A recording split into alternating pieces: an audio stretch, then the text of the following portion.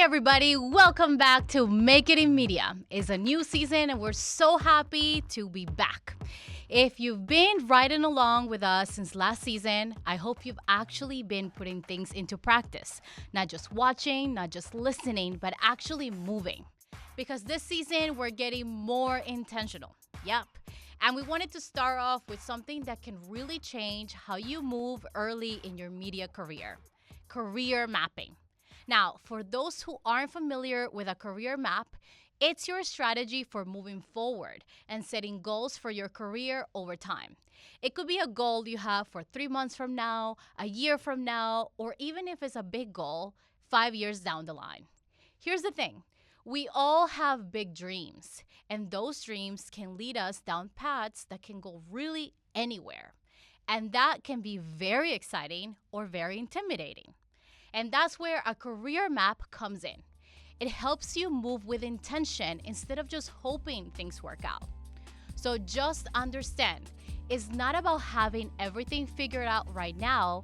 It's about knowing what direction you're going in and making decisions that actually move you closer to it. In this episode, you'll learn how to apply that strategy to your budding career in this amazing, exciting media industry. For me, my career didn't start with a perfect plan.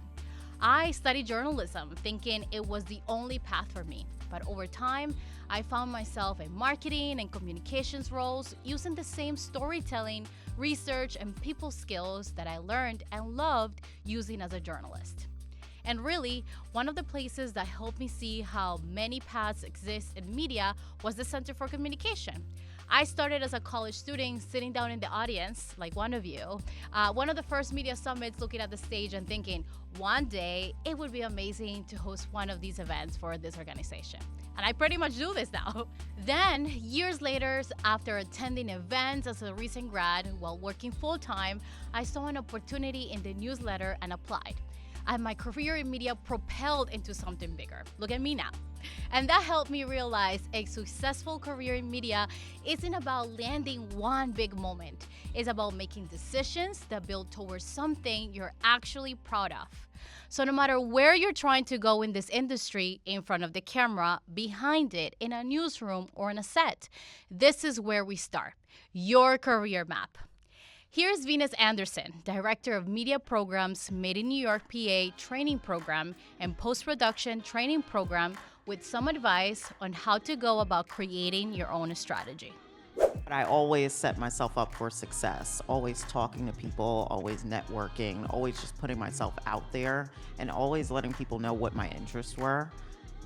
I just think if you put yourself in a mindset of positivity and knowing what's out there and you continuing to do the research and you continuing to come to events and interning and things like that, then things will fall into place. And don't be disappointed if things don't work out. I should be driving like a Benz 550 right now, according to my 2013 goals. And I'm in a Corolla, but it's okay. Sometimes you get hit with the realization that your goals may be different from year to year, but as long as you're moving in a positive manner towards what you really want at the end, you'll start seeing little things and you'll start achieving them. Or sometimes you'll pivot in a different direction and be like, you know what? What's for me is for me. That idea of simply starting where you are and putting yourself out there, that's usually the first real step. But once you're in that position, the question becomes, how do you actually turn that into opportunities? Here's Ebrahim Shakir, Global Head of Media, Partnerships and Marketing at McKinsey & Company, on how to go about positioning yourself. One thing I think can be quite useful is a lot of the, I would say, mid to big size companies, they tend to have very robust referral programs. So what I always encourage is that, it's really good to sort of narrow in what kind of roles you're interested in and what kind of companies you're interested in. And I think the first channel you can really consider is trying to connect with employees of that organization and see if you can get a referral. Like often that also means that your resume gets seen by the recruiter and the hiring manager, and just significantly increases your chances of getting a role and getting an interview. I think the second one beyond LinkedIn, I think would also be, websites like Glassdoor. I don't recall a lot of the recruiting sites off the back of my head, but there are a lot of recruiting sites that post a huge number of roles. The third thing I would recommend is a lot of companies offer great associate programs. So I would really, really encourage you to search for what are the different associates programs. I remember when I was at Ogilvy had a really amazing associate program that allowed you to have rotations across different departments. You get exposure to the leadership. You really get a lot of experience in a very short period of time to just give you an understanding of what you like and what you don't like. And there's no better time to join an associate program when you're fresh out of college. So now, you're not just putting yourself out there, you're being intentional with how you spend your time and which connections you make. And once you start getting opportunities, what you do in those early roles matter just as much. Now, when going for roles in media, there can be so many to choose from. When making your career map, it can help to know what you prioritize in your career.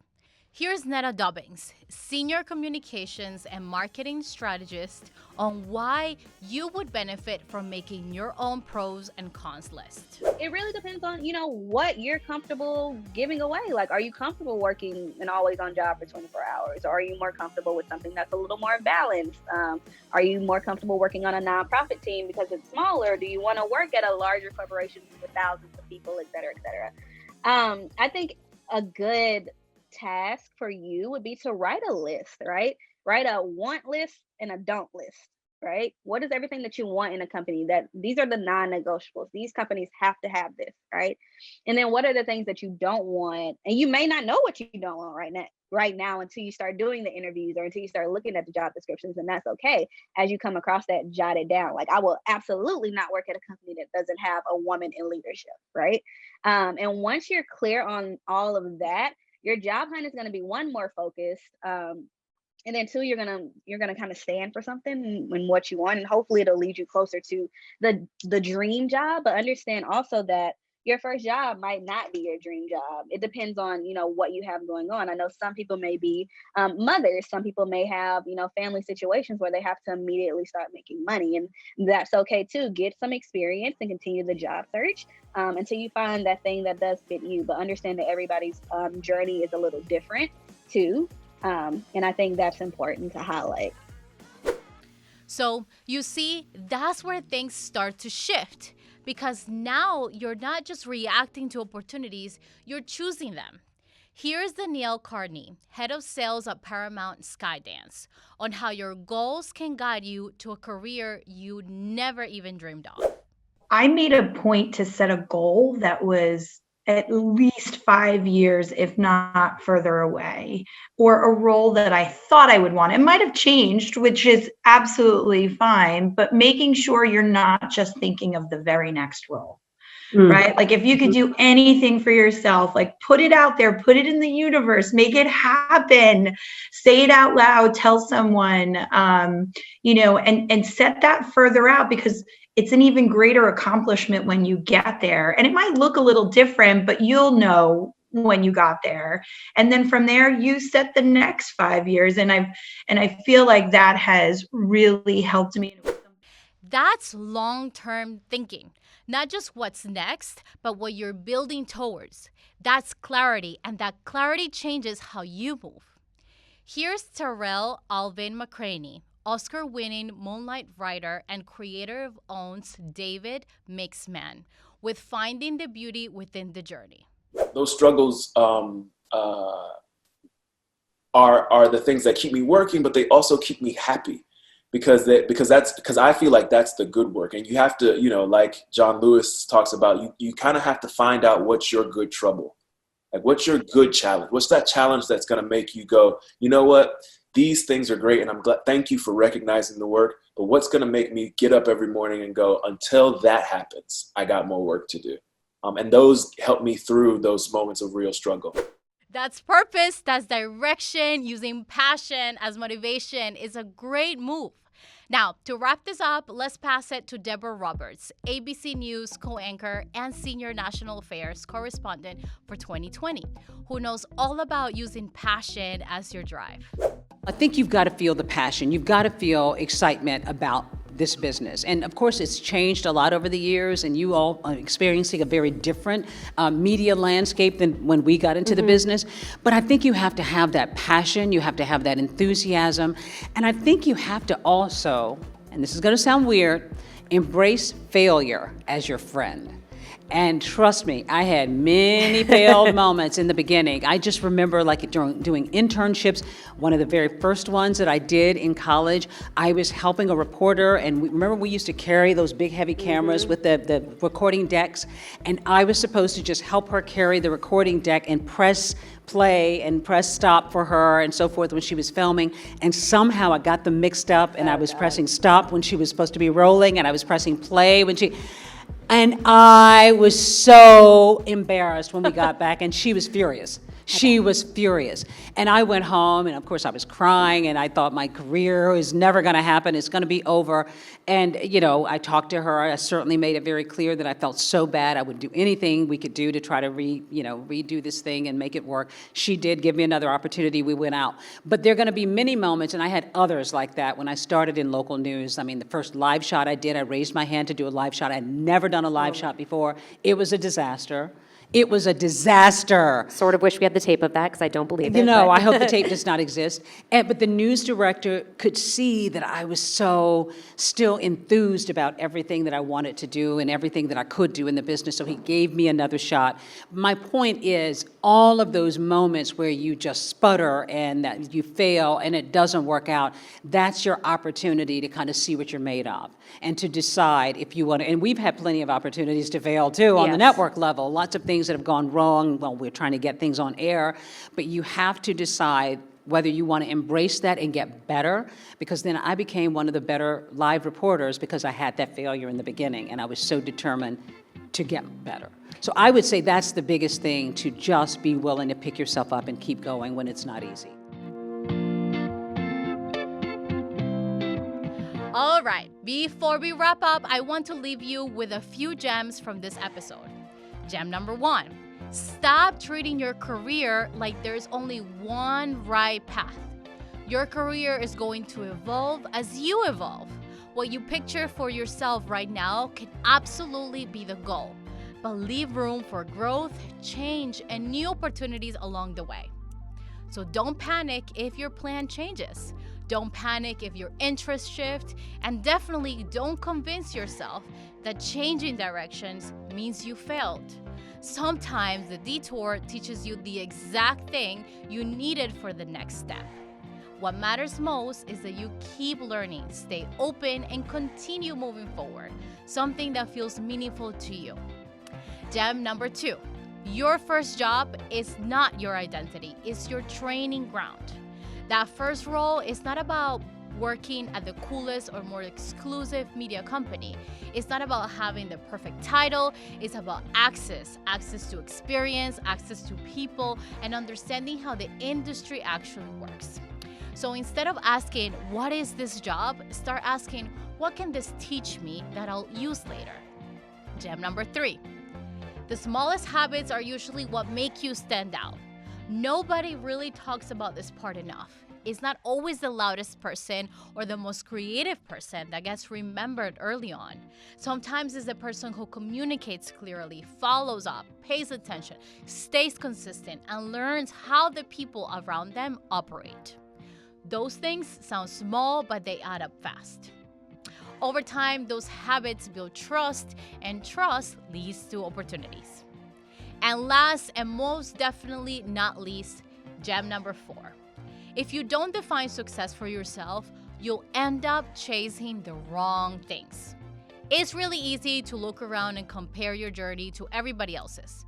But if you don't take the time to figure out what you actually want, what matters to you, and what kind of life and career you're trying to build, you can end up somewhere that looks successful on paper, but doesn't actually feel right for you.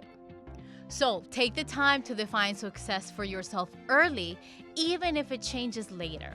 Because direction will always be better than drifting. And if there's one thing I hope you take away from this episode is this.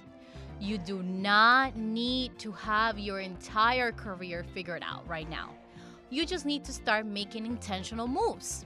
Every conversation, every internship, every opportunity, every skill you build is all adding up. So keep learning, keep putting yourself in rooms that challenge you, because the career you want is built one intentional step at a time. All right, we want to thank our guests for joining us in the studio today. We have enjoyed having you join us for the taping, and this is the very first episode of season 2 of Make It in Media. We have a question from one of our guests, Jaylene. If you can please share your question, I'll be happy to answer it. Hi everyone, my name is Jaylene. I am an alum from Baruch College. How can I explore and research career paths that combine multiple interests of mine? Thank you so much, Jaylene. First of all, for being here to all of you, and Jaylene for asking your question. So let's think about it. Actually, it's really good that early in your career, you're thinking about that. You have multiple interests, and you've already heard during episode 1 that I started as a journalist and then ended up doing something similarly, but I had to use different skills. The best way to go about it, and my suggestion is, start meeting people that do the things that you want to do. Ask them for a 15 to 20 minute coffee chat. Be interested in what they do, their day-to-day, and that way you start learning about what their job looks like, and you start gathering the information in order to kind of have an understanding of what they do. With that, you can also, if you start applying to internships or job opportunities, I would volunteer and do different roles that tap into the different interests. What happens is that you're gonna pick up skills that eventually, one, is gonna make you more marketable, because now you have all the different skills from the different organizations or roles that you do, but then also you can transfer them, these are called transferable skills, into the end goal. So, right, I started as a journalist, I used to write, interview a lot of people, and now I have to do the same thing, but in a more marketing or advertising way. So again, I use my transferable skills into the role that I do now, and that allows you to pick and choose from the different interests that you do. But it's all about mapping it out, asking the questions, getting involved, and you're doing the right thing by being in the room and asking these questions. So thank you so much for being here. Thank you all for tuning in to season 2 premiere of Make It in Media. I'm Camila Brango, your host. We'll see you next time. Make It in Media from the Center for Communication is produced in association with BRIC, a leading arts and media institution anchored in downtown Brooklyn. Camila Brango is the show's host. The lead writer and executive producer is Derek Bourbon. Marangelica De Castro is the floor manager and head of social media. Fred Brown is the supervising producer. Clinton Filson Jr. is the director. Franklin Grant is the audio technician. Jonathan Ortiz is the operations director. Jose Astorga is the studio engineer. Joel Topsik is a consulting producer. And the show is edited by Marangelica De Castro and Derek Bourbon.